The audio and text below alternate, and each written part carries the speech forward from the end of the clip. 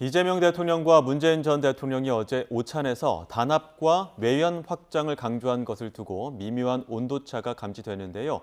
전당대회를 앞둔 갈등을 잠재울지 주목됩니다. 국민의힘은 징계 정치 논란 속에 당권파에서도 신중론이 나오고 있습니다. 여선웅 민주당 부대변인, 이민찬 국민의힘 미디어TV 부위원장과 함께합니다. 두 분 다 어서 오십시오. 먼저 어제 전현직 대통령이 만나 무엇보다 최근 당내 갈등에 대한 메시지가 큰 관심을 모았는데 당의 단합이냐 아니면 외연 확장이냐 해석이 분분한 상황입니다. 어제 어떤 발언들이 있었는지 일단 듣고 오시죠. 국민 통합으로 이렇게 나아가려면 역시 어떤 당내의 단합 이게 이제 출발점이라고 생각합니다. 민주당이 먼저 단합하고 그 위에서 민주개혁 진영 그리고 빛의 혁명을 함께했던 그런 세력들과의 더 큰 단합을 이루어내야 그 국민들의 마음을 하나로 모을 수 있다고 그렇게 봅니다. 내부의 단합도 매우 중요하다. 속이 단단해야 되겠죠. 끊임없이 외연을 확장하고 이제는 이제 구조적 다수를 만들기 위해서 노력해야 되고 또 거기서 끊임없이 성과를 내야 그게 뒷받침되는 거죠. 말로만은 안 되지 않습니까? 이 두 가지를 잘 조화롭게 해야 된다고 생각합니다. 단합과 외연 확장은 서로 분리된 것이 아니라 단합을 해야 외연 확장이 가능하고 외연 확장을 하면서 단합을 해야만 이 민주정부가 성공할 수 있다. 큰 틀에서 민주진영의 어떤 최근의 현상에 대해서 두 분이 뜻을 같이 하신 겁니다. 네, 지금 전현직 대통령의 만남 두 분은 어떻게 해석하시는지 일단 여 부대변인은 어떻게 보십니까? 저 어제 그 만남 이후로 언론들이나 국민의힘에서 이거는 전현직 대통령의 메시지가 약간 뉘앙스가 달랐다 이렇게 해석을 하는데 저는 전혀 그렇게 느끼지 못했습니다. 왜냐하면 이 자리 자체가 이른바 지금 민주당에서 전당대회를 앞두고 이른바 이제 갈등이 있는데 그것에 대해서 너무 좀 가열되었다. 단합하자 이런 뜻에서 이런 만남이 성사된 것입니다. 당연히 이제 문재인 전 대통령은 다 누구나 할 수 있는 당내 단합 먼저고 그 다음에 이제 통합하자 이런 취지로 말씀을 하신 것이고 이재명 대통령께서도 단합 매우 중요하다. 그리고 외연 확장도 같이 하자 이렇게 말씀하신 거라서 사실은 그 두 분의 방향성이 같습니다. 네. 그런데 이제 언론들을 보니까 약간 뉘앙스가 달랐다, 선호가 달랐다 이렇게 해석을 하는 것인데요. 저는 전혀 그렇게 생각하지 않고 특히나 어제 이 회동에서 이재명 대통령께서 문재인 전 대통령을 극진하게 이렇게 예우하는 모습을 보면서 물론 지금 전당대회를 앞두고 후보들 간의 경쟁은 갑자기 이제 누그러뜨릴 수는 없지만 지금 약간의 과열돼 있는 멸칭 이런 혐오 조장까지 하는 이러한 분위기는 많이 다운될 것이다 이렇게 생각을 합니다. 크게 다르지 않다 하셨는데 이민찬 부위원장께서는 어떻게 보십니까? 전당대회를 앞두고 후보들 간 갈등이 증폭되는 이 미묘하고 예민한 상황에서 두 전직 대통령이 처음 만난 겁니다. 그러니까 이재명 정부 들어서 처음 만났는데 이렇게 예민한 시기에 만났잖아요. 그러니까 단어 하나하나를 두고 저희가 예민하게 평가하고 해석할 수밖에 없는 거죠. 문재인 대통령의 방점은 결국 당내 통합이었습니다. 당 내부의 갈등이 증폭되는 이 위험한 상황에서 우리가 두 전현직 대통령이 어떤 메시지를 내므로 인해서 당내 통합을 이뤄야 된다. 그것을 기반으로 국민 통합으로 나아간다는 얘기죠. 그러니까 지금 이 상황에서는 당내 통합이 전혀 되지 않고 있다는 것을 문 전 대통령도 인정을 하는 셈이에요. 더 나아가서 민주개혁 진영의 단합 이런 것까지 강조를 했어요. 그러니까 저는 이 부분은 지방선거를 앞두고 조국 혁신당과의 통합을 정청래 대표가 추진을 했지만 친명 진영의 반발로 이게 무산됐단 말이에요. 네. 그러니까 조국 혁신당과도 힘을 합쳐서 가야 된다. 그런데 친명 진영은 왜 그러냐? 이런 것을 좀 꼬집었다. 이렇게까지 평가를 할 수 있는 대목으로 볼 수 있을 것 같고요. 이재명 대통령이 가장 반복했던 말은 구조적 다수입니다. 그러니까 이 유시민 씨가 여러 가지 증축이니 재건축이니 여러 가지 얘기를 하면서 이재명 대통령과 친명 진영의 행보를 비판을 하면서 이른바 코어 지지층을 더 결속시켜야 되는 것 아니냐 이런 얘기를 했지만 그것보다는 결국 외연 확장을 통해서 민주당을 지지하는 사람들을 구조적으로도 다수를 만들어야 하는 상황이기 때문에 이재명 대통령 입장에선 지금 자신이 하는 행보가 맞다. 중도 보수까지 아우르는 이 확장을 하는 게 맞다. 이렇게 주장한 걸로 보입니다. 네. 어쨌든 이 관심은 어제 만남으로 전당대회를 앞두고 있는 민주당 내부의 갈등이 좀 잦아들까 하는 점인데요. 계파별로는 일단 긍정적인 영향이 있을 것이라고 평가하는 분위기입니다. 오늘 아침에 있었던 발언을 모아봤습니다. 듣고 오시죠. 계셨던 분이나 제 감으로 볼 때는 같은 이야기를 하신 거라고 생각해요. 갈등은 많이 완화될까요? 만능 치트키가 되겠습니까? 정치에 그런 건 없잖아요. 근데 하나의 계기는 될 수 있을 것 같아요. 민주당이 어디에 서 있고 민주당의 역할이 뭐냐, 즉 집권 여당의 책임은 뭐냐라는 걸 저는 어제 보여줬다고 생각을 해요. 당 내외에 계신 분들에게 하나의 가늠자는 될 것 같아요.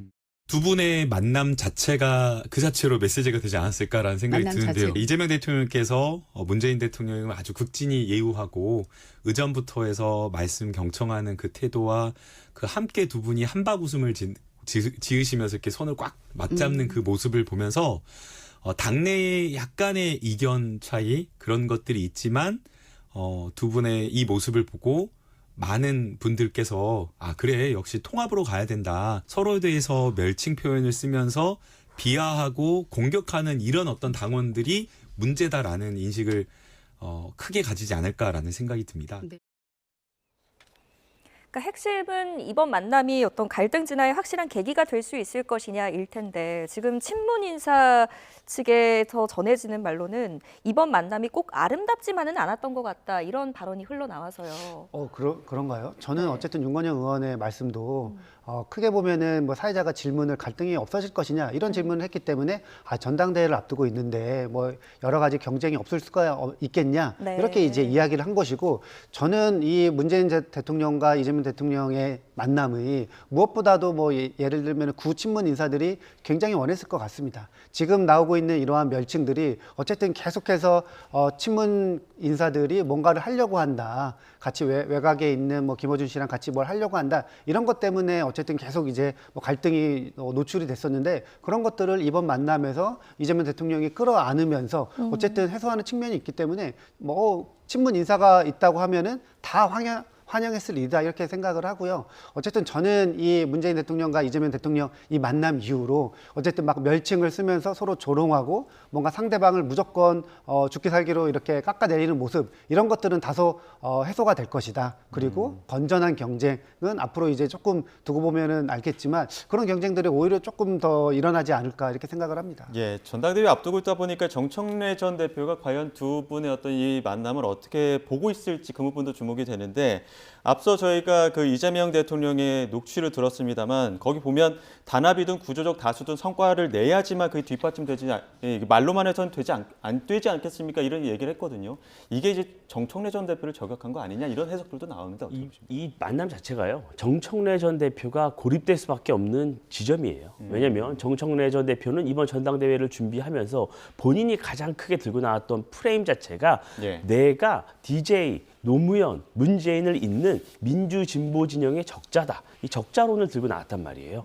그것을 통해서 김민석 전 총리와 차별화를 했어요. 그런데 문재인 전 대통령이 이재명 대통령과 만남으로 인해서 여러 가지 지점에서 균형을 맞췄단 말이에요. 그러니까 이 민주진보 진영이 하나가 되지 못했던 이 과정에 대해서는 비판적 논조를 보이면서도 또 한편으로는 이 검찰개혁이나 이 보안수사권 문제 같은 경우에는 천천히 가야 된다 그러면서 이재명 대통령의 입장을 손을 들어줬어요. 그 부분은 이재명 대통령의 손을 들어줬던 건 정청래 대표가 급하게 추진하려는 검찰개혁, 보안수사권 폐지 당장 해야 된다. 정부는 왜 안을 내놓지 않느냐? 라면서 강성 지지층에 소구하려고 했던 그 행보에 다소 브레이크가 걸릴 수 있는 지점이에요. 그렇기 때문에 저는 문재인 전 대통령의 이 메시지 자체가 정청래 대표가에게 손을 들어주는 게 아니다라는 것을 명확하게 지지층에 보여줄 수 있는 대목이기 때문에 저는 정청래 대표 입장에서는 앞으로 이 적통론을 부각하기도 본인이 좀 어려워지고 이 보안수사권 폐지라는 것을 고리로 강성 지지층에게 소구하기도 조금 어려워진 그런 입지가 된 것 아닌가 이렇게 해석합니다. 네, 지금 미묘하게 의견이 다르다고 해석되는 지점이 또 있습니다. 말씀하신 것처럼 지금 검찰 보안수사권, 검찰개혁 중요성에 대해서도 어제 이야기가 나온 것으로 전해지는데 문 전 대통령이 검찰개혁 중요성에 대해서는 공감을 한다. 하지만 좀 세세하게 살펴달라 이런 당부를 한 것으로 전해집니다. 근데 이걸 두고 어떤 그 지금 이재명 대통령 정권의 지지를 보낸 것이다라는 의견과 아니다, 이거 평가절하한 것이다라는 의견이 있는데 어떻게 보십니까? 그 부분은 확실하게 이재명 정부의 안에 이제 뭐 힘을 실어준 것이죠. 뭐 이른바 이제 청와대와 법무부 같은 경우에는 검찰 개혁 매우 중요하지만 보안 수사권 관련해서 여러 가지 부작용이 있을 수 있다는 법조계나 아니면 사회계 이런 의견이 있기 때문에 네. 조금 더 수기하고 세밀하게 조정해 나가자 이런 게 이제 정부의 입장이었거든요. 근데 문 전 대통령이 거기에 이제 힘을 실어주면서 어쨌든 지금 이재명 정부와 큰 이른바 이제 당권파 내에서 큰 갈등이 검찰 개혁인데 이 부분에 있어서만큼은 이재명 대통령에게 힘을 실어줬다 이렇게 해석하는 것이 합당하다 이렇게 생각합니다. 예.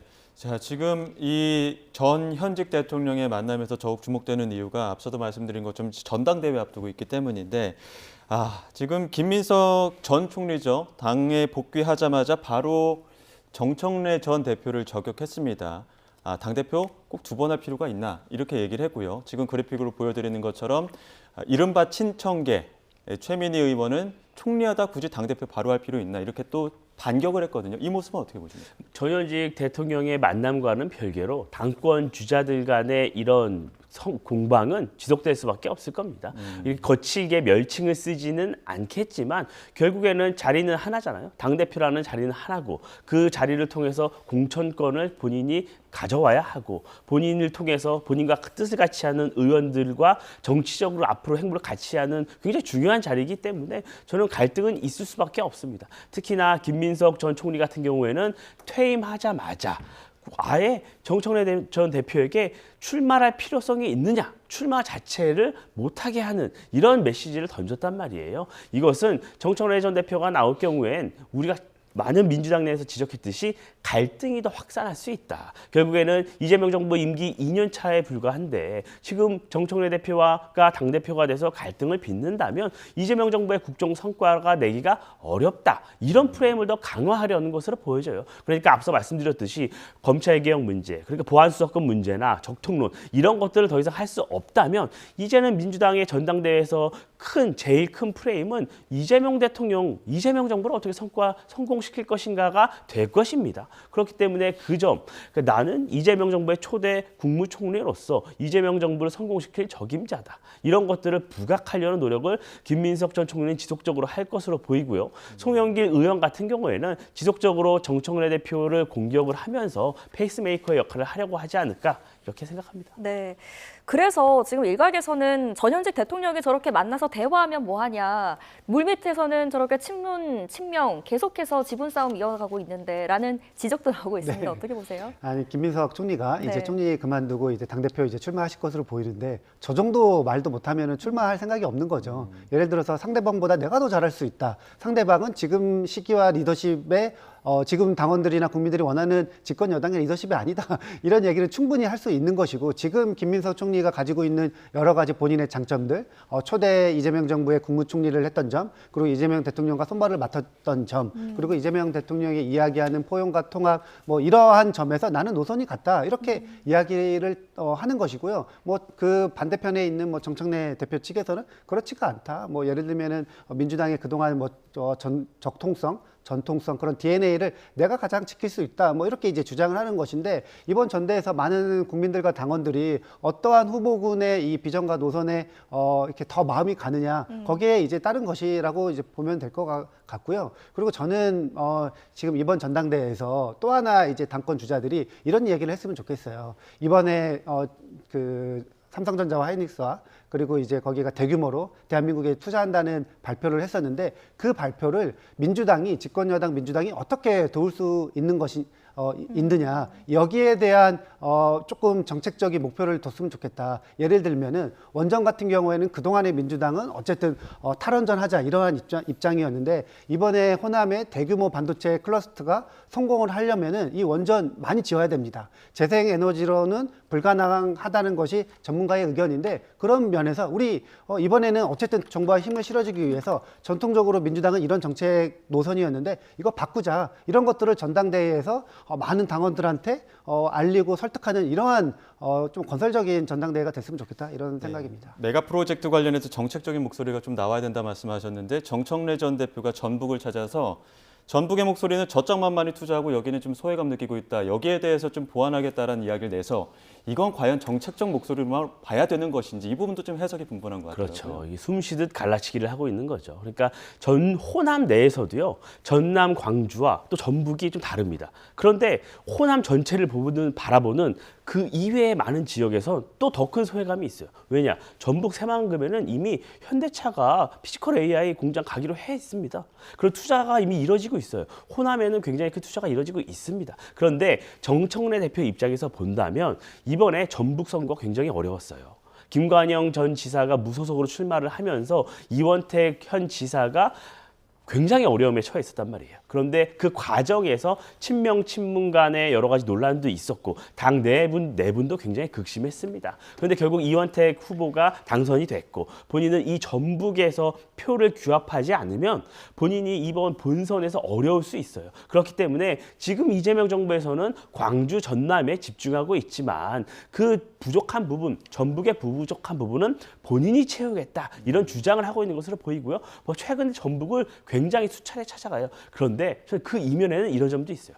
김민석 전 총리가 전북으로 주소를 이전했습니다. 그러니까 본인은 서울 태생이고 서울에서 정치를 하고 있지만 나의 남은 여생은 호남에서 보내겠다, 전북에서 보내겠다 하면서 전북으로 주소를 이전하고 오랫동안 전북에 공을 들이고 있습니다. 그런 것들도 종합적으로 작용한 게 아닌가, 이렇게 분석합니다. 제가 한 말씀 좀 드리면은, 네. 저는 이번에 삼성전자 하이닉스 투자를 굉장히 대한민국의 구군이 달린 매우 중요한 프로젝트, 이렇게 생각을 합니다. 특히 이제 이 부분에 있어서 국민의힘이 계속 이제 지역 갈라치기를 하면서 호남이 중요한, 그러니까 입지가 좋은 곳이냐, 이렇게 이제 주장을 하고 있는데, 민주당 내에서 이 호남 안에서도 전남과 전북으로 갈라치는 목소리를 이번 전당대회를 통해서 내든 후보가 있다고 하면 그거는 매우 잘못됐다, 이렇게 생각을 합니다. 네.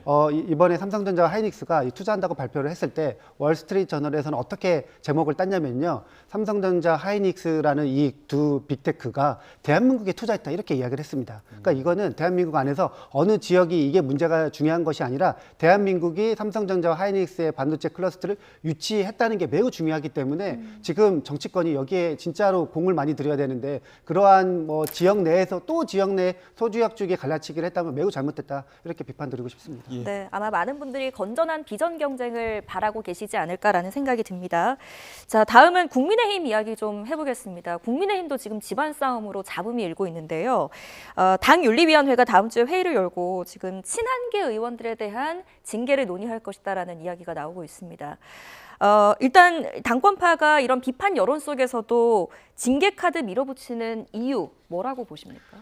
지금 장동혁 대표는 이제 지방선거 참패하고 나서 사실은 그 돌파구를 재선거 주장을 하면서 이어나가고 있다고 봐요. 근데 이제 이 재선거 같은 경우에는 어쨌든 선관위 국조특위를 하면서 여야 모두 선관위 질타하면서 바꾸자, 대개혁하자, 이런 목소리를 내고 있기 때문에 더 이상 이슈가 없다고 생각하신 것 같아요. 그래서 본인의 뭔가 이 리더십을 계속해서 공고히 할 수 있는 다른 것들을 계속 던졌는데, 그게 이제 재징계 카드인 것 같아요. 그런데 이 장동혁 대표가 지난번에 김정혁이나 배현진 의원 같은 경우 이렇게 징계를 했었는데 법원에서 다 막혔습니다. 그런데 이번에도 또 비슷하게 징계를 하겠다고 하는데, 그게 과연 이 징계 정치가 이번에도 먹힐 것인가? 저는 그렇지가 않다고 보거든요. 어쨌든 상황이 달라졌고 당시에 1차적으로 법원이 판단했기 때문에 확실한 징계의 명분이 있어야 되는데, 이 징계의 명분이라는 게 지금 보면은 당대표인 나를 비판했다, 기강을 흐트렸다, 이런 것인데 그게 과연 통할까요? 법원에서?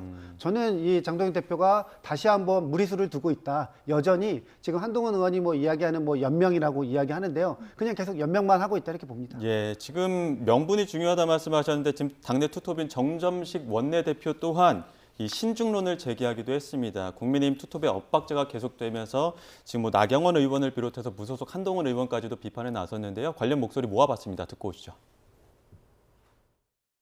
아직까지 예고만 되었을 뿐 실제로 징계 절차가 어떻게 진행될지에 대해서는 결정된 바가 없기 때문에 지금 뭐라고 답변 드리기는 어렵습니다만은 우리 의원님 들에 대한 징계 절차는 신중하게 진행되어야 된다라는 말씀을 드립니다. 중요한 것은 징계와 정치가 친하지 않는 단어들이거든요. 맞아요. 징계로 정치를 한다는 것은 저는 바람직하지 않다. 징계의 칼은 최소한 휘둘러야 되지 않느냐. 속도와 시간 또 그다음 폭을 좀 조정하자. 그러니까 이게 뭐 지금은 무조건 어떤 징계도 안 돼. 이런 입장은 또 아닙니다. 연명하기 위해서 어떻게든 간에 뭐 저랑 좀 싸워보고 싶고 이렇게 노이즈를 일으키려고 하는 것 같은데요. 제가 굳이 더 언급하지 않겠습니다. 그게 얼마나 이상한 일이라는 것은 국민들과 언론에서도 충분히 알고 계시기 때문에 제가 더 언급할 필요는 없을 것 같아요. 들어보면은 당내 투톱의 엇박자뿐만 아니라 누구 하나 쉽게 동의하지 못하는 분위기로 흘러가고 있는 것 같은데 여기에 대해서는 어떻게 해석하십니까? 원론적인 이야기와 정치적 해석이 붙으면서 굉장히 어려워졌어요. 민주당에서도요. 지난 지방선거 국면에서 김관영 전북지사가 탈당해서 무소속으로 나갔잖아요. 무소속 후보를 도우면 안 된다고 굉장히 강하게 지도부가 메시지를 냈어요. 국민의힘도 똑같죠. 그러니까 국민의힘 국회의원이 국민의힘 후보가 아닌 무소속 후보를 돕는다는 건 동의하냐고 물어보면 동의하실 분은 없을 거예요. 그럼 과연 그 행위를 했을 때 지도부가 어떤 결정을 해야 하느냐 이 부분에 대해서 또 공방이 있는 것이고 이 시점에 그리고 한동훈 의원과 가까운 분들에 대한 이 징계 이것에 대해서도 질문을 하면 또 답변이 달라져요. 그만큼 어려운 상황인데 당내 다수의 많은 분들의 의견은 지금 우리가 대여 투쟁에 집중해야 하고 선관위 문제, 원구성 문제 이런 것들이 굉장히 많은데 지금 이 징계 정국을 펼치는 것이 이게 도움이 되느냐 이런 우려를 많이 갖고 계세요. 그렇기 때문에 이 징계 자체에 대한 문제도 그렇고 여러 가지 시점에도 그렇고 우려를 많이 하는 것이죠. 더군다나 이 과거에 징계 정국이 펼쳐졌을 때 한동훈 의원이 제명되는 그 과정에서 국민의힘 여론 지지율이 굉장히 바닥을 찍었습니다. 그런 모습을 또다시 펼쳐진다면 당에 도움이 되겠느냐. 그러면 대여 투쟁에 지금 최일선에 서야 하는 이 상황에서 대통령은 공소 취소를 추진할 수도 있는 이 상황에서 우리가 내부 분열을 만 해서는 되겠느냐 이런 의견이 있습니다. 그래서 그런 우려하는 목소리가 지금 당내에서 표출이 되고 있는 것이고 이 징계라는 것 자체도 당원 당규에 따라 할 수밖에 없고 윤리위가 조사를 거쳐서 합니다. 그래서 저는 당대표를 비판했다고 막 징계를 할 수도 없는 부분이고 결국엔 법원의 제동이 걸릴 수밖에 없기 때문에 저는 지도부에서도 그 재반 상황을 잘 알고 있습니다. 저는 신중하게 추진할 것이라고 생각합니다. 앞서서 여선웅 대변인께서 장동혁 대표가 무리수를 둔다라고 평을 하셨는데 이런 무리수가 결국에는 나중에 그 지금 보수 재건의 적임자라고 본인이 외치고 있는 한동훈 의원에게 어떤 상황으로 좀 유리하게 흘러갈 것인지 불리하게 흘러갈 것인지 어떻게 전망하십니까? 이 징계가 앞서 다 말씀 주셨겠지만 징계 추진 자체가 굉장히 내부에서 지금 장동혁 지도부에 대한 거취 문제가 수면 아래로 가라앉은 상황이잖아요. 그런데 이 징계 논의가 활발해짐으로 인해서 장동혁 지도부를 향한 공격이 다시 재개될 수 있는 소재를 제공하는 측면이 있어요. 더군다나 그 징계 추진이 또 법원에서 막힐 경우 그리고 지지율이 하락할 경우에는 지도부의 거취 문제가 또다시 분분하게 이어질 수 있습니다. 그 이후에 어떤 비대위가 들어서거나 다시 또 다른 지도부가 들어서는 과정에서 보수 진영의 개편 문제 이런 것들이 대두될 수가 있어요.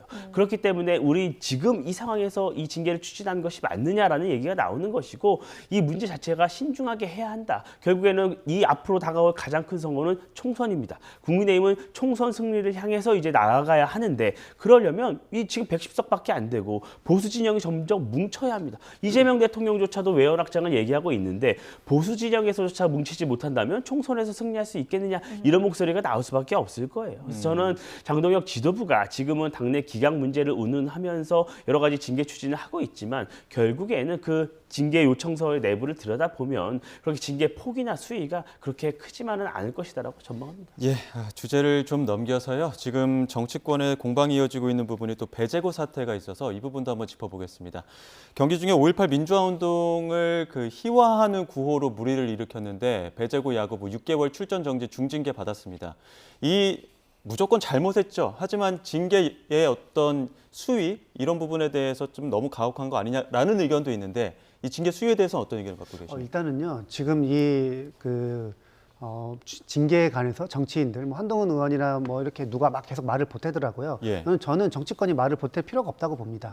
어쨌든 이게 정치권이 개입해가지고 이게 징계 수위나 아니면 다 여러 가지 처벌 예. 그것들을 정한 것이 아니잖아요. 그냥 맡겨야 됩니다. 근데 여기서 정치권이 감나라 배나라 한다고 하면은 이게 사건의 본질을 흐릴 수 있다 이렇게 생각을 하고요. 어쨌든 저는 딱 저 사건을 봤을 때 그냥 이제 내용적인 측면으로 보면은 만약에 저기 그 위원회에서 일반 스포츠 선수들 있잖아요. 일반 스포츠 선수들이 경기 외적으로 뭐 사생활이라든지 폭력이라든지 아니면 음주운전, 뭐 도박 이런 것들로 인해서 뭔가 사회적인 무리를 일으키고 품위 유지를 손상시켰다고 하면은 징계를 내릴 수 있습니다. 예. 근데 그 징계 수위가 뭐 정직부터 벌금까지 이렇게 되게 다양하거든요. 그러한 일반 스포츠 선수들의 적용하는 기준에서 과했냐 적었냐, 그러니까 과했냐 그런 기준으로 조금 따져보면 어떨까 이런 생각이 들고요. 개인적으로 만약에 꼭 하나를 선택한다고 하면은 6개월의 중징계는 약간은 조금 과하다 이런 생각이 듭니다. 네, 지금 마침 또 2027 KBO 신인 드래프트 신청이 또 있는 시즌이어서 이거 고3 학생들에 대한 미래에도 굉장히 지금 장애물이 생겼다라는 지적들이 나오고 있는데요. 물론 앞서 박성원 앵커가 지적해 주신 것처럼 잘못했습니다. 실수가 있었고. 그런데 이게 조치가 과도했다라는 지적이 나올 수밖에 없는 것들이 지금 방송인 중에서도 그 예전에 탱크 발언한 방송인이 있지 않았습니까? 근데 아직까지도 이제 방송을 하고 있는 것들을 지금 한동훈 의원이 짚은 것 같습니다.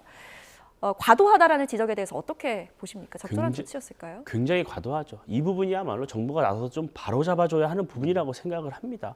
정치인들이, 어른들이 이 정치적 이익을 위해서 대통령까지 나서서 국민을 갈라치기 하고 5.18을 정치 소재로 삼으면서 그 후과를 우리 아이들이 치르고 있는 것이에요. 이 탱크데이 논란, 그러면 해소된 게 있습니까? 규명된 게 있나요? 스타벅스에서 그 의도가 있었다고 규명이 됐습니까? 경찰 수사도 지금 진행되지 못하고 있어요. 이런 상황에서 5.18을 소재로 해서 여러 가지 5.18 전야제 때 어떤 5.18 정신을 폄훼하는 공연이 있었어요. 그리고 5.18 즈음에서 많은 진보 진영에 있는 사람들이 5.18을 폄훼하는 발언을 했습니다. 그 사람들 정치적 책임, 법적 책임 지고 있습니까? 전혀 그렇지 않아요. 근데 왜 이 아이들에게 이 어른들보다 더 엄격한 잣대를 들이대야 하는 것이죠? 저는 이 과정에서 굉장히 어른들이 어른답지 못했다는 생각이 들고요. 배재고 측에서 이 광주일고 측에 가서 사과하겠다. 이런 문제 우리가 잘못했다. 사과하겠다고 하는데 사과조차 받아들여지지 않고 있어요. 잘못한 것을 사과를 받아주는 것도 어른들의 역할이라고 생각을 합니다. 예, 알겠습니다. 지금 말씀하시는 가운데 이재명 대통령 3대 메가 프로젝트 관련해서 지금 서남권에 이어 이번엔 충청권을 찾았습니다. 네, 이재용 삼성전자 회장도 참석해서 세부 투자 계획을 밝힐 예정이라고 하는데요. 현장으로 바로 가보시죠.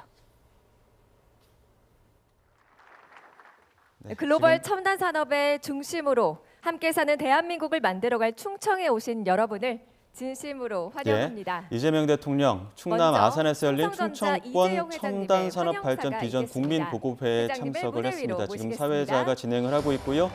이재용 회장의 인사말이 있을 것으로 보입니다. 사회자의 소개와 함께 이재용 회장이 지금 단상 위로 올라가고 있는데 이재용 회장 어떤 이야기를 하는지 현장 목소리로 들어보겠습니다.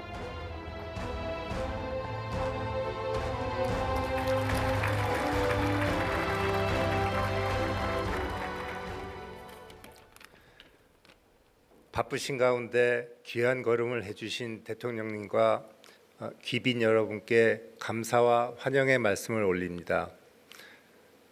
그리고 새롭게 취임하신 도지사님들과 시장님들께도 축하 인사드리겠습니다.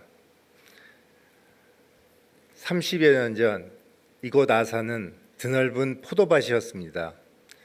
지금은 세계 최대 디스플레이 단지가 되었습니다. 농과 밭이 대부분이었던 온양 캠퍼스는 범용 반도체 후공정 중심에서 글로벌 최첨단 HBM 팹으로 전환하고 있습니다. 삼성전기 세종 캠퍼스 역시 맨 땅에서 시작해 일반 기판 생산을 넘어 이제는 최첨단 AI 서버용 패키지 기판을 만들고 있습니다. 천안의 삼성 SDI 캠퍼스는 차세대 배터리의 핵심 제조 기지로 운영하고 있습니다. 삼성의 꿈이 이곳 충청에서 뿌리내리고 자라고 결실을 보았습니다. 선제적인 투자가 기업의 성장을 이끌고 그 그 성장이 지역은 물론 국가 전체의 발전으로 이어지는 선순환의 모범을 충청에서 확인할 수 있었습니다. 국토의 중심 충청은 앞으로 IT 소재 부품의 글로벌 허브로서 더 큰 성장을 이뤄갈 것입니다. AI 시대의 미래 승패는 AI를 구동하는 소재와 부품에 달려 있기 때문에 삼성의 미래와도 직결되어 있습니다. 며칠 전 대통령께서 말씀하셨듯이 지금 세계 경제의 판이 흔들리는 승부의 시간입니다. 저희 삼성은 초격차 산업 강국으로의 대도약을 위해 혼신의 노력을 다하겠습니다. 감사합니다. 대한민국의 성장과 지역 균형 발전을 향한 뜻깊은 자리에서 환영의 말씀을 전해주신 이재용 회장님께 큰 박수 부탁드립니다. 충청권 3대 메가 프로젝트에서 서남권 다음으로 많은 392조 원을 투자하기로 한 곳입니다. 이재용 삼성전자 회장도 국토의 중심 충청에서 IT 소재 부품의 발전을 이룰 것이라고 강조했는데요. 잠시 후에는 현장에서 이재명 대통령의 발언도 있을 것으로 보이는데 현장에서 추가 소식이 들어오면 다시 한번 속보로 전해드리겠습니다. 네, 말씀 나누던 두 분과는 여기서 인사드리겠습니다. 오늘 전국대담 여선웅 민주당 부대변인, 이민찬 국민의힘 미디어특위 부위원장과 함께했습니다. 잘 들었습니다.